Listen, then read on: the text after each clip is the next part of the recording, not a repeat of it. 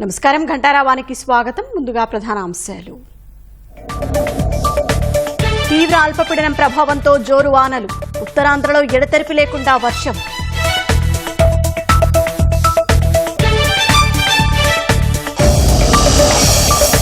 రేపటి నుంచి వరద నష్టం గణన, బాధితులంతా ఇళ్ల వద్దే ఉండాలన్న ప్రభుత్వం.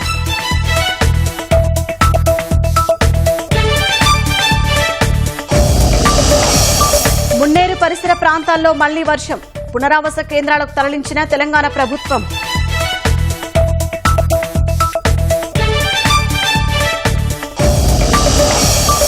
ప్రకాశం బ్యారేజీలో బోట్ల ప్రమాదంపై దర్యాప్తు, వైసీపీ రంగుల పడవలే ఉండటంపై అనుమానాలు.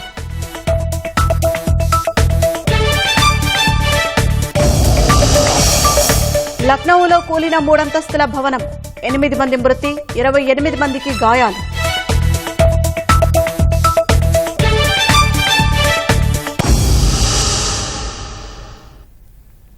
బంగాళాఖాతంలో ఏర్పడిన తీవ్ర అల్పపీడనం ప్రభావంతో కోస్తాంధ్ర జిల్లాలో భారీ వర్షాలు కురుస్తున్నాయి. శ్రీకాకుళం, విజయనగరం, విశాఖ జిల్లాలో జోరు వాన పడుతోంది. శ్రీకాకుళం జిల్లాలో రాత్రి నుంచి ఎడతెరిపి లేకుండా వాన కురుస్తుండటంతో రహదారులు జలమయమయ్యాయి. నాగావళి, వంశధార నదులు పొంగే ప్రమాదం ఉండటంతో నదీ పరివాహక ప్రాంత ప్రజలు అప్రమత్తంగా ఉండాలని అధికారులు హెచ్చరించారు.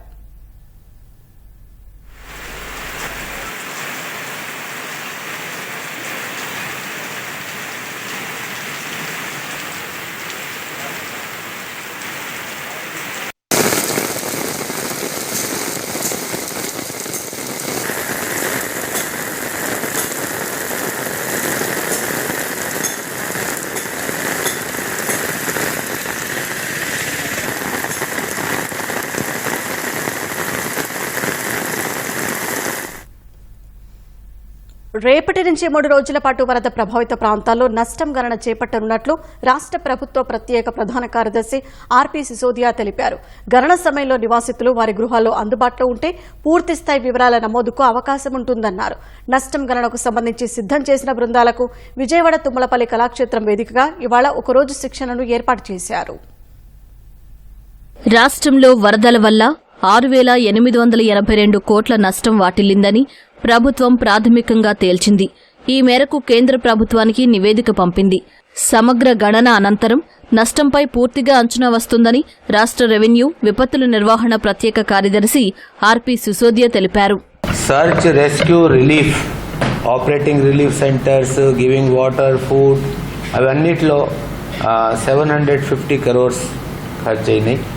ఎనిమల్ హస్బెండరీ నష్టం 12 కోట్లు, ఫిషరీస్ బోట్స్ నష్టం అయినాయి, నెట్స్ నష్టం అయినాయి 158 crores, agriculture 301 crores, horticulture 40 crores, energy power sector 481 crores, R&B 2165 crores, RWS 76 crores, Panchayati Raj roads 168 crores, irrigation or water resources department assets 1569 crores, municipal administration and urban development 1160 crores, and fire services departments and SDRF lost 2 crores, total amounting to 6882 crores.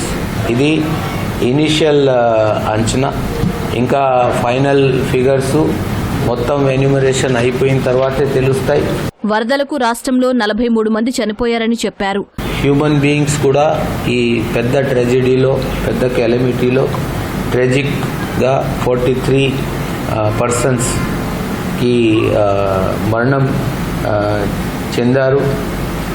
ఒకటి ఎన్టీఆర్ డిస్ట్రిక్ట్స్లోనే ఇప్పుడు దాకా 35 deaths record అయినాయి. గుంటూరు జిల్లాలో 7 deaths, పల్నాడులో 1 death record అయింది. Animals కూడా అవి ఆవులు, లేకపోతే గేదెలు, లేకపోతే sheep, all kinds of animals which are useful for human beings 420 animals కూడా ప్రాణాలు పోయినాయి. 62,424 పోల్ట్రీ అంటే బర్డ్స్ అవి కూడా మరణం జరిగింది. కేంద్ర ప్రభుత్వ మార్గదర్శకాల ప్రకారం వరద పీడిత ప్రాంతాల్లో సోమవారం నుంచి 3 రోజుల పాటు నష్టం గణన జరుగుతుందని ఆయన వివరించారు. నివాసితులంతా ఇళ్లల్లో అందుబాటులో ఉంటే పూర్తిస్థాయి వివరాల నమోదుకు అవకాశం ఉంటుందని సిసోదియా చెప్పారు. మెయిన్గా విజయవాడ సిటీలో చాలా మంది more than 2 lakh population affect అయింది కాబట్టి ఆ ఎన్యూమరేషన్ చాలా ఒక ఇంపార్టెంట్ ఎక్సర్సైజ్. కెలమిటీ జరిగిన తర్వాత ఇప్పుడు మేము టీమ్స్ కాన్స్టిట్యూట్ చేస్తున్నాము. మేము విజయవాడ సిటీ లోపలే 149 టీమ్స్ కాన్స్టిట్యూట్ చేస్తాము. ప్రతి వార్డ్ సెక్రటేరియట్కి ఒక టీం, ప్రతి వార్డ్ సెక్రటేరియట్కి 10 టీంలు ఉంటాయి. Every team will be headed by deputy tahsildar. ఆ టీమ్స్లో ఆ ward secretariat staff and concern volunteers వీళ్ళు ఉంటారు. వీళ్ళు డోర్ టు డోర్ పోయి ఇప్పుడు ఒక యాప్ ఇస్తున్నాము. మొబైల్ యాప్లో వాళ్ళు ఆ డోర్ నంబర్, యజమాని పేరు అంతా ఫీడ్ చేసినాక లాస్ ఏంటి, ఎక్కడ ఏం నష్టం జరిగిందంతా దాని మీద రాయడం జరుగుతుంది. 9 తారీఖు నుంచి 3 రోజులు వరుసగా ఈ ఎన్యూమరేషన్ జరుగుతుంది. అంటే 9th, 10th, 11th 3 రోజులు వరుసగా ఎన్యూమరేషన్ జరుగుతుంది. 12th నాడు కన్సాలిడేట్ చేయడం జరుగుతుంది, రిపోర్ట్స్ తయారు చేయడం జరుగుతుంది. ఇప్పుడు ఎన్యూమరేషన్ చేసేటప్పుడు ఆ ఇంటి యజమాని మాత్రం అక్కడ ఉండాల్సిన అవసరం ఉంటుంది. గణనలో ఎటువంటి పొరపాట్లు జరగకుండా ప్రతి వార్డుకు ఒక జిల్లా స్థాయి అధికారి నేతృత్వం వహిస్తూ ర్యాండమ్గా తనిఖీ చేపడతారని వివరించారు. ప్రతి 2 వార్డులను ఒక ఐఏఎస్ అధికారి పర్యవేక్షిస్తారన్నారు. ఒక వార్డు లేదా గ్రామ సచివాలయానికి 10 గణన బృందాలు ఉంటాయని, వారు ఇంటింటి సర్వే నిర్వహించి అవసరమైన సమాచారాన్ని గృహస్థుల నుంచి తీసుకుంటారని సిసోదియా స్పష్టం చేశారు. విజయవాడ వరద ప్రభావిత ప్రాంతాల్లో సహాయ చర్యలు ముమ్మరంగా సాగుతున్నాయి. ప్రభుత్వం నిరంతరం ఆహారం అందిస్తూ ఆదుకుంటోందని బాధితులు చెబుతున్నారు. సింగనగర్లో పరిస్థితిని మా ప్రతినిధి కనకారావు అందిస్తారు. విజయవాడ సింగనగర్ ప్రాంతంలోకి మనం చూస్తున్న ఇదే బుడమేరు. ఇటువైపు నుంచే పెద్ద ఎత్తున వరద వచ్చింది. దీంతో ఈ ప్రాంతంలో ఉన్న ఇళ్ళన్నీ కూడా నీట మునిగాయి. ఈ ప్రాంతంలోనే కాదు, సింగనగర్ ఫ్లైఓవర్కి అటువైపు ఉన్న రైతు బజార్ వైపు ఉన్న ప్రాంతాలన్నీ కూడా నీట మునడానికి ఇటుపక్క నుంచి పెద్ద ఎత్తున వరద రావడమే ప్రధాన కారణం. అయితే ప్రభుత్వం కూడా యుద్ధ ప్రాతిపదికన స్పందించి గంటలు పూడ్చే పని చేసింది. నిన్నటికైతే 3 గంటలు పూడ్చి దీంతో క్రమంగా ఈ బుడమేరు నుంచి వస్తున్న వరద క్రమంగా తగ్గిందనే చెప్పొచ్చు. ప్రస్తుతం మనం చూడొచ్చు, నిన్న మొన్నటి వరకు అయితే ఒక మనిషి మునిగేంత నోతి ఇక్కడ ఉండేది. ప్రస్తుతం అయితే కేవలం పాదాల వరకే వస్తున్నాయి. అంటే వరద బాగా తగ్గింది. దీంతో పారిశుద్ధ్య కార్మికులు కానీ, ఫైర్ ఇంజన్లు కానీ వాటి పనులు వేగవంతం చేశాయి. ఇప్పటికే ప్రభుత్వం నిత్యావసర సరుకులను కూడా ప్రజలకు అందుబాటులో ఉంచింది. దీంతో పాటు ఆహారం, పాలు, తాగునీరు కూడా ప్రజలందరికీ అందించింది. దీనిపై మాట్లాడేందుకు కొంతమంది స్థానికులు ఉన్నారు. ఈ వారం రోజుల పాటు వాళ్ళు ఎలాంటి ఇబ్బందులు ఎదుర్కొన్నారు, ప్రభుత్వం నుంచి ఎలాంటి సహాయం అందిందన్న విషయాలు తెలుసుకునే ప్రయత్నం చేద్దాం. సార్ చెప్పండి, ఈ వారం రోజులు మీరు ఎలా ఇబ్బంది పడ్డారు, ప్రభుత్వం నుంచి మీకు ఎలాంటి సపోర్ట్ అందింది? మాకు నిత్యావసరంగా రావాల్సిన పాలు వస్తున్నాయండి. పాలు, నీళ్లు, మంచినీళ్ళు అన్నీ బాగా సప్లై అవుతున్నాయి. ముఖ్యంగా ఏంటంటే చంద్రబాబు నాయుడు గారి గవర్నమెంట్లో భరోసా ఒకటి ఉంది. ఆయన కష్టపడి ఎక్కడ ప్రాబ్లం వస్తే అక్కడికి వెళ్ళిపోయి చేస్తున్నారు కాబట్టి అది మాకు ధైర్యంతో ఇక్కడ ఉన్నాము. ముఖ్యంగా నీళ్లు, పాలు, ఫుడ్ ఐటమ్స్ అన్నీ కూడా వస్తున్నాయి. మాకు డ్రోన్స్తో కూడా సప్లై చేస్తున్నారు. హెలికాప్టర్ ద్వారా కూడా మా అపార్ట్మెంట్ మీదకి వచ్చి ఫుడ్ ఇచ్చారు. మాకు అంతా బాగుంది. ఈ వారం రోజుల పాటు ఈ ముంపులో మీరు ఎలాంటి ఇబ్బందులు ఎదుర్కొన్నారు, మీ అనుభవాలు ఏంటి సార్? కరెంటు లేక కొద్దిగా ఇబ్బంది పడ్డాము. మిగతా వాటర్ మాత్రం అవన్నీ వచ్చినాయి. మాకు అన్నీ సప్లై అవుతున్నాయి బాగా. నిత్యావసర సరుకులు కూడా మొన్నటి నుంచి ప్రారంభించారు సార్. 2 రోజుల పాటు అయ్యి 3వ రోజు ఈ రోజు కూడా పంపిణీ చేస్తున్నారు. మీ ప్రాంతానికి కూడా ఈ 2-3 రోజులు అందే అవకాశం అయితే కనిపిస్తుంది. ప్రభుత్వం నుంచి మీకు ఎలాంటి సపోర్ట్ అందింది సార్? అలాగే ఈ ముంపులో మీరు ఎలాంటి ఇబ్బందులు పడ్డారు, మీ అనుభవాలు ఏంటి? అంటే మాకు మామూలుగా ఏంటంటే లాస్ట్ సండే మార్నింగ్కి స్టార్ట్ అయిందండి ఇక్కడ వరద. ఈవినింగ్ కల్లా ఇక్కడ వరకు వచ్చేసింది, వాటర్ మునిగిపోయి అంత వచ్చేసింది. ఇంకేంటంటే మేము అపార్ట్మెంట్లో అంతవరకు పెరుగుద్దులే, అంత బాగానే ఉంటుందని చెప్పేసి అపార్ట్మెంట్ ఉండిపోయాం, అందరూ ఉండిపోయాం, ఇక్కడే ఉండిపోయిన తర్వాత ఆ రోజు మండే నుంచి మాకు తాగడానికి నీరు కానీ, తినడానికి టిఫిన్ కానీ, ఫుడ్ కానీ, తర్వాత డ్రింకింగ్ వాటర్ కానీ అన్నీ కూడా గవర్నమెంట్ నుంచి మాకు బాగానే అందినాయి. అందరికీ ఎటువంటి ఇబ్బంది లేదు. కాకపోతే ఏంటంటే మామూలుగా వాడుకోవడానికి వాటర్ ఒకటి కరెంట్ లేకపోవడం వల్ల మోటార్ వేసుకుని వాటర్ అదొకటి ఇబ్బంది పడడం తప్పితే మిగిలినంతా అన్ని విధాలుగా కూడా గవర్నమెంట్ నుంచి మాకు అందినాయి. ప్రతిరోజు మార్నింగ్ పాలు వస్తున్నాయి, మధ్యాహ్నం మార్నింగ్ పాలు టిఫిన్ ఇస్తున్నారు, మధ్యాహ్నం పూట ఏంటంటే భోజనం పంపిస్తున్నారు, వాటర్ బాటిల్స్, బిస్కెట్స్ అయ్యి. తర్వాత హెలికాప్టర్ ద్వారా కూడా అపార్ట్మెంట్ మీదకి ఫుడ్ అది కూడా సప్లై చేశారు. తర్వాత 3 days నుంచి డ్రోన్ ద్వారా కూడా అపార్ట్మెంట్ పైకి తీసుకొచ్చేస్తున్నారు, ఫుడ్ అయ్యా ఇస్తున్నారు. ఇప్పుడు వాటర్ తగ్గిపోయిందండి, టోటల్గా అంత తగ్గిపోయింది. పాదాలు కూడా వరకు వస్తుంది. మ్యాక్సిమం నిన్న గంటలు పూడ్చిన తర్వాత బాగా తగ్గింది, అంతకుముందు కొద్దిగా ఉంది. శుక్రవారం నాడు కొద్దిగా తగ్గింది. తర్వాత మళ్ళీ ఏంటంటే శనివారం మార్నింగ్కి మళ్ళీ పెరిగింది. నిన్న గంటలు పూడ్చేసరికి మొత్తం టోటల్గా క్లియర్ అయిపోయింది.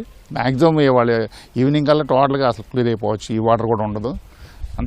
ఇది స్థానికులు చెబుతున్న విషయాలు. ప్రభుత్వం నుంచి తమకు అన్ని విధాలుగా ఆదుకుందని ప్రభుత్వం చెబుతున్నారు. దీంతోపాటు తాగునీరు కానీ, ఆహారం కానీ, పాలు ఇవన్నీ కూడా ఎప్పటికప్పుడు డ్రోన్ల సహాయంతో, హెలికాప్టర్ సహాయంతో తమ ప్రాంతానికి అందించారని చెబుతున్నారు. దీంతోపాటు పారిశుద్ధ్య పనులు కూడా ఈ రోజు నుంచి వేగవంతం అవనున్నాయి. ఎందుకంటే వరద అంతా కూడా క్రమంగా తగ్గుతోంది. ఈ రోజు సాయంత్రానికి పూర్తి స్థాయిలో సింగనగర్ ప్రాంతంలో వరద తగ్గిపోయే పరిస్థితి కనిపిస్తుంది. వరద తగ్గిన వెంటనే పారిశుద్ధ్య పనులు వేగవంతం కానున్నాయి. దీంతోపాటు అపార్ట్మెంట్ ఇళ్లలో పెద్ద ఎత్తున మురుగు, బురద ఇవన్నీ కూడా చేరాయి. వీటన్నిటిని కూడా ఫైర్ ఇంజన్ సహకారంతో తొలగించే పనులు కూడా సాయంత్రానికి ప్రారంభం కానున్నాయి. అలాగే నిత్యావసర సరుకులు కూడా ఇప్పుడే పంపిణీ ప్రారంభించారు. ముంపు తక్కువగా ఉండే ప్రాంతాల్లో ఇప్పటికే వేగవంతం చేశారు, వాళ్ళందరికీ కూడా అందిస్తున్నారు.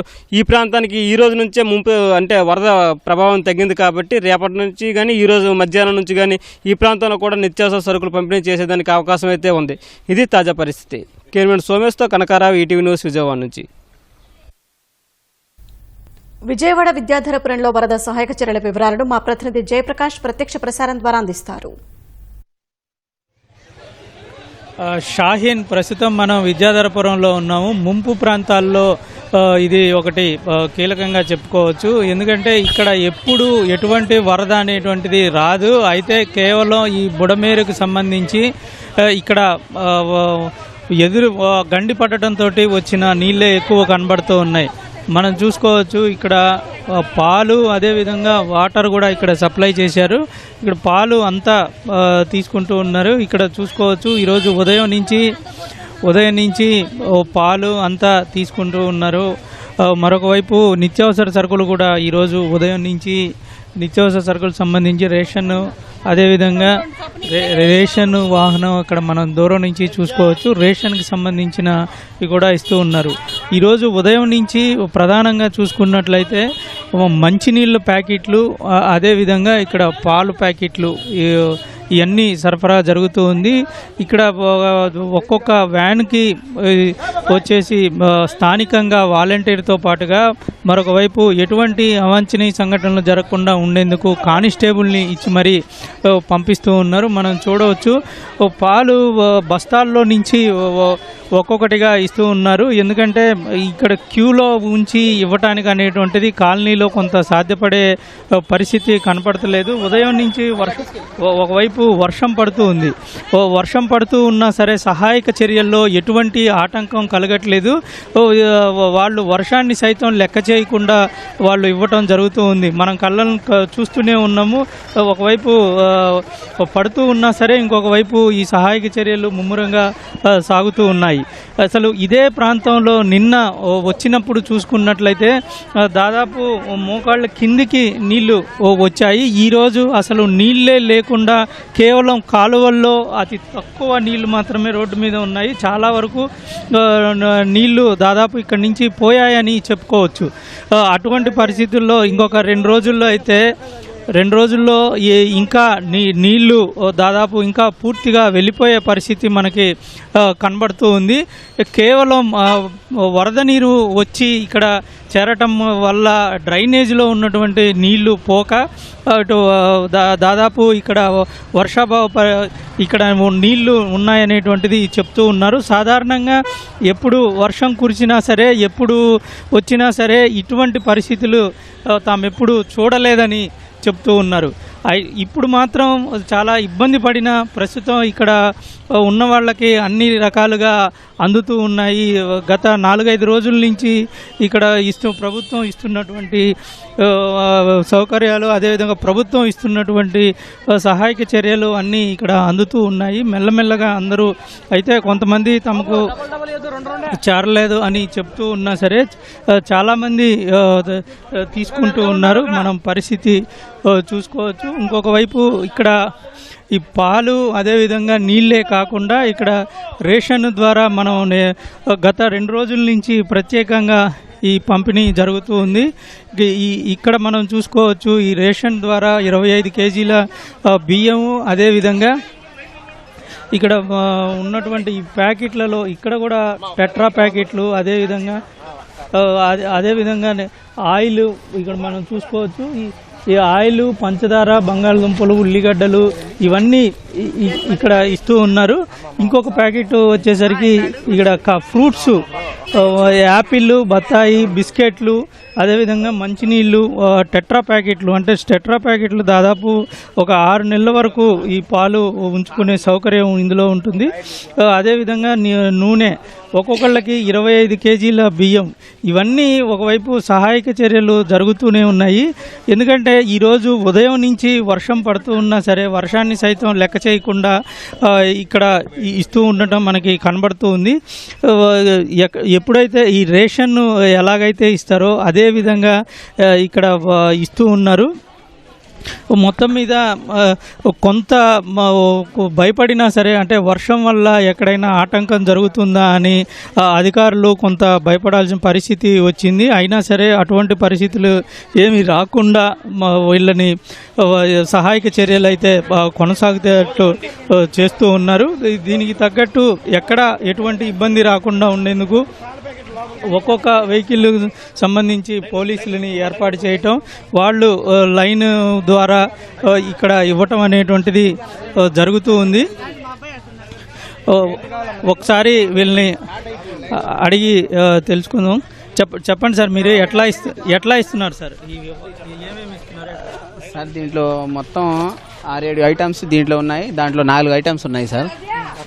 అవి మొత్తం రేషన్ కార్డు ద్వారా ఇస్తున్నాం సార్. అంటే రేషన్ కార్డు ద్వారా ఎట్లాగా మీరు ఇస్తారు? ఏదైనా పంచ్ చేయటం జరుగుతుందా లేకపోతే ఎట్లా ఉంటుంది? మంచిగా చేస్తున్నాం సార్. మనంత చేతనంత వరకు చేస్తున్నాం. సీఎం గారు చెప్పారు, దాని విదేశాల మేరకు చేస్తున్నాం. అంటే రోజుకి ఎన్ని ఇస్తున్నారు, ఎట్లా సార్? మనకు అక్కడ కొంచెం అందట్లేదు సార్. సరుకు అనేది కొంచెం అక్కడ డిలే అవుతుంది. దానివల్ల మనకు రోజుకి రెండు ట్రిప్పులు వేస్తున్నాం. 40 కార్డులు ట్రిప్పుకి, 2 ట్రిప్పులు 80 కార్డులు కొడుతున్నాం సార్ రోజుకి. ఇది ఈ రేషన్ ద్వారా ఒకవైపు రేషన్ కార్డు లేదంటే ఆధార్ కార్డు, ఈ 2 ఉన్నవాళ్ళు ఏదైనా సరే ఇక్కడికి వస్తూ ఉంటుంది. ఒక వాలంటీర్ని ఇక్కడ ఏర్పాటు చేసి ఇవంతా ఇవ్వటం జరుగుతూ ఉంది. ఒకవైపు చూసుకున్నట్లయితే పాలు మనం అక్కడ చూస్తూనే ఉన్నాము. ఇవి చాలా ముఖ్యమైనవి. ఎందుకంటే చంటి పిల్లలు, పెద్దవాళ్ళు వీళ్ళంతా పొద్దున్నే లేచిన తర్వాత పాలు అనేది చాలా ముఖ్యంగా ఉంటుంది, వాళ్ళకి అవసరమవుతుంది. బయటికి రాలేని పరిస్థితిలో ఉన్నవాళ్ళు ఇంట్లో అన్నీ మునిగిపోయి కనీసం ఇప్పుడు వాటిని నీళ్లు తగ్గినా సరే వాటిని ఇప్పుడు ఆన్ చేయలేని పరిస్థితి అయితే నెలకొంది. ఈ క్రమంలోనే వీటన్నిటికీ మనం ప్రజలకి అందించాలి అనే దీంతో ఇప్పుడు పాలు ఇస్తూ ఉన్నారు. దాంతోపాటు ఈ ఫ్రూట్స్ ఇవన్నీ ఉన్నారు. అయితే దీన్ని పర్యవేక్షణ మున్సిపల్ శాఖ సంబంధించిన వాళ్ళు అధికారులు నిత్యం పర్యవేక్షిస్తూ ఉన్నారు ఒకవైపు. ఇంకొక వైపు మంత్రులు కూడా ప్రత్యక్షంగా వచ్చి పర్యవేక్షణ జరుపుతూ ఉన్నారు. మనం చూసుకోవచ్చు, ఇంకొక వాహనం కూడా అక్కడ వచ్చి నిలబడింది. అంటే ఒక వాలంటీరు 50 ఇళ్ళు ఉంటాయి. వాలంటీరు వాళ్ళకి సంబంధించినటువంటి ఇళ్ళ దగ్గరికి వచ్చి వాహనం ద్వారా ఒక్కొక్క వాహనంలో 40 ఉన్నాయి. ఆ 40 వాళ్ళు డిస్ట్రిబ్యూట్ చేసే విధంగా దగ్గర ఉండి ఇప్పిస్తూ ఉన్నారు. ఇంకొక వైపు ఈ పాలు కానీ నీళ్లు కానీ ఈ కాలనీ అంతా ఇచ్చే విధంగా వాళ్ళు మొత్తం దగ్గర ఉండి పర్యవేక్షిస్తూ ఉన్నారు. మొత్తం మీద ఈ సహాయక చర్యలు అనేటువంటిది ఖచ్చితంగా ఎటువంటి ఆటంకం లేకుండా చాలా ప్రాంతాల్లో జరుగుతూ ఉన్నాయి. ఎందుకంటే ఎగువ ప్రాంతాల నుంచి క్రమంగా మెల్లగా నీళ్లు తగ్గి లోతట్టు ప్రాంతాలకి నీళ్లు రావటము, ఉదయం నుంచి ఎక్కువ వర్షం పడటము, వీటి వల్ల అన్నిటిలో నీళ్లు వస్తూ ఉన్నాయి. అదే కొద్దిగా ఆగితే కనుక ఖచ్చితంగా ఇవన్నీ తగ్గే అవకాశం అయితే మనకి కనబడుతూ ఉంది. ఖచ్చితంగా ఈ నీళ్లు ఒక 2 రోజుల్లో పూర్తిగా తగ్గుతాయి. వరద పైనుంచి కనుక వస్తే కొంతమేర పెరిగే అవకాశం ఉందని అధికారులు హెచ్చరిస్తూ ఉన్నారు. కెమెరామెన్ గోపితో Jayaprakash, ETV news, Vijayawada. Prakasam barrage వద్ద గేట్ల మధ్య చిక్కుకున్న బోట్లను తొలగించేందుకు ఇంజనీర్లు తీవ్రంగా శ్రమిస్తున్నారు. కీలకమైన 67, 69వ గేట్ల వద్ద దెబ్బతిన్న కౌంటర్ వెయిట్లను కన్నయ్య నాయుడు సారథ్యంలో అధికారులు విజయవంతంగా అమర్చారు. పైనుంచి జోరు వర్షం కురుస్తున్నా, కింద 1,50,000 క్యూసెక్ల నీటి ప్రవాహం ఉన్నా తాడు, క్రేన్ల సాయంతో రంగంలోకి దిగి సాహసోపేతంగా పనిచేస్తూ శభాష్ అనిపించుకుంటున్నారు. విజయవాడ ప్రకాశం బ్యారేజీ వద్ద గేట్లకు అడ్డుగా ఉన్న పడవల్ని తొలగించేందుకు అధికారులు తీవ్రంగా శ్రమిస్తున్నారు. ఈ నెల 5న ఉదయం 10 గంటలకు పనులు ప్రారంభించగా తొలి రోజే 69 గేటు కౌంటర్ వెయిట్ను భారీ క్రేన్ల సాయంతో తొలగించారు. మరుసటి రోజు రెయ్యింబవళ్లు పనిచేసి మరో కౌంటర్ వెయిట్ను తొలగించారు. హైదరాబాద్ నుంచి భారీ వాహనాల్లో తీసుకువచ్చిన 4.5 టన్నుల బరువున్న 3 కౌంటర్ వెయిట్లను 67, 69వ గేట్ల వద్దకు తరలించి బిగించారు. కేవలం 48 గంటల్లోనే దెబ్బతిన్న 2 గేట్ల కౌంటర్ వెయిట్లను తొలగించడం సహా కొత్త వాటిని విజయవంతంగా అమర్చేశారు.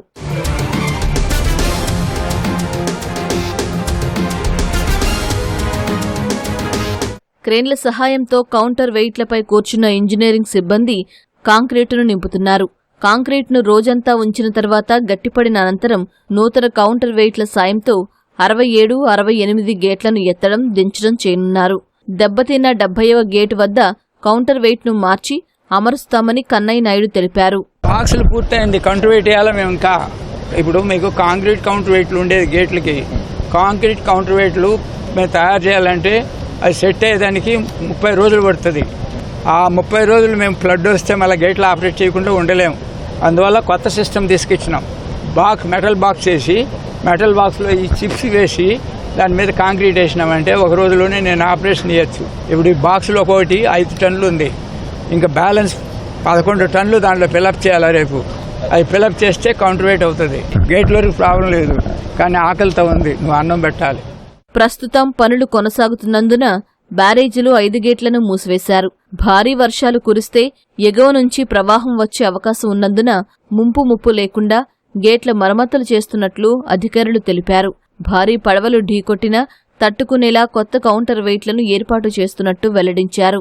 నార్మల్ కౌంటర్ వెయిట్స్ అండి, ఇంతకుముందు కాంక్రీట్తో, ఇప్పుడు స్టీల్తో చేశాము. ఇమీడియట్గా ఫిక్స్ చేయాలి కాబట్టి స్టీల్తో బాక్స్ చేయాలని నాయుడు గారు సజెస్ట్ చేశారు. ఇలా ఇంతకుముందు కూడా చేస్తున్నాం. మన కడప దగ్గర లోవర్ సెగలేనో ప్రాజెక్టు, రాళ్లపాడు, వీటన్నిటిలో కూడా చాలా వాటిలో కూడా ఈ కాంక్రీట్ కౌంటర్ వెయిట్స్ పెరిగినప్పుడు స్టీల్ కౌంటర్ వెయిట్స్ చేసి స్టీల్ బాక్స్ చేస్తాం. ఇక్కడ ఏంటంటే ప్రత్యేకంగా ఇప్పుడు గేట్ కానీ ఇలాంటి దాన్ని వచ్చి హిట్ చేసిన కాంక్రీట్ కౌంటర్ వెయిట్ అయితే క్రాక్ కావడానికి అవకాశం ఉంది. స్టీల్ కౌంటర్ వెయిట్ అయితే దానికి ఏం కాదు. చైన్ పుల్లీ బ్లాక్స్ చేసుకుని క్రేన్ సపోర్ట్లతో లోపల నుంచి బయటికి తీసేసాం. ఇప్పుడు మొత్తం ఒకటే అసెంబుల్ చేస్తున్నారు. ముందు దీన్ని క్రాస్గా ఒక పక్క ముందు గ్రూవ్లోకి తీసుకువెళ్ళి ఒక పక్క పైకి ఒక పక్క కింద ఉంటుంది. స్లోగా ఆ గ్రూవ్లోకి, ఈ హైట్ ఎక్కువ ఉంది కాబట్టి మనకి గ్రూవ్లోకి వెళ్ళడానికి మనకి సరిపోయినంత ఎత్తు ఉంది మనకి. దాన్ని స్లోగా అక్కడికి తీసుకెళ్ళి గ్రూవ్లో దించి రెండింటిని సమానంగా తీసుకొచ్చి కింద కూర్చోబెట్టి ఆ తర్వాత మనం దాన్ని ఫిలప్ చేస్తాం. శరవేగంగా గేట్ల మరమ్మతులు చేస్తూ ఉండటంపై మంత్రి నిమ్మల రామానాయుడు అధికారులు, సిబ్బందిని అభినందించారు. గేట్లను పడవలు ఢీకొట్టడంపై కుట్రకోణం ఉందన్న ఆయన సమగ్ర దర్యాప్తు చేసి బాధ్యులెంతటి వారినైనా శిక్షిస్తామన్నారు. ఫ్లడ్ టైంలో ఏదో ఒక పడవ తప్పు జారి వచ్చిందంటే అర్థం చేసుకోవచ్చు. ఒకే టైంలో ఒకే సమయంలో 5 పడవలు రావడం అనేది 100కి 100% కూడా అనుమానాలు అందరూ కూడా వ్యక్తం చేస్తున్నటువంటి పరిస్థితి. ఏదైతే కక్ష కట్టి ఈ ప్రభుత్వం మీద లేకపోతే భారం పెంచాలనే ఆలోచనతో పనిచేసేటువంటి ప్రతిపక్షం ఇక్కడ ఉంది. ఇటువంటి అరాచకాలు చేయడానికి ఎంతకైనా సాహసించేటువంటి ప్రస్తుత ప్రతిపక్షం ఉంది కాబట్టి ఖచ్చితంగా కూడా అనుమానాలు ఎంతవరకు అనే దాని మీద కూడా మనం పోలీస్ కంప్లైంట్ కూడా పెట్టడం జరిగినటువంటి పరిస్థితి. అందుచేత ఆ దర్యాప్తు ఒక పక్కన జరుగుతుంది, రెండవ పక్కన పడవలను కూడా ఒక 2 రోజుల్లోనే ఈ కౌంటర్ వెయిట్ల పని ఏంటంటే అది కూడా సురక్షితంగా గేట్లకి ఇబ్బంది లేకుండా తొలగించేటువంటి ప్రక్రియ కూడా చేపడతాము. దీనివల్ల ప్రకాశం బ్యారేజీకి ఎటువంటి ఇబ్బంది అయినటువంటి పరిస్థితి లేదు. నిజంగా ఇందులో కుట్రకోణం ఉంటే ఖచ్చితంగా దానికి ఎటువంటి వాళ్ళైనా శిక్ష అనుభవించక తప్పదు. ఒకవేళ ఇవి ప్రమాదవశాత్తు వస్తూ ఉంటే ఖచ్చితంగా దానికి లంగర్లు ఏవైతే ఉన్నాయో వాళ్ళు జాగ్రత్త చేసుకోవాల్సిన అవసరం ఉంది. దాని మీద ఎట్లా వాళ్ళకి ప్రికాషన్స్ ఇవ్వాలని తీసుకుంటాం. 2 రోజుల్లోనే 2 గేట్లకు మరమ్మతులు పూర్తి చేసిన ఇంజనీర్లు ఇవాళ్ల 70వ గేటు కౌంటర్ వెయిట్ ఏర్పాటు సహా వాటిలో కాంక్రీట్ నింపే ప్రక్రియ పూర్తి చేయనున్నారు. సోమవారం గేట్ల వద్ద అడ్డుపడిన పడవలను తొలగించనున్నారు.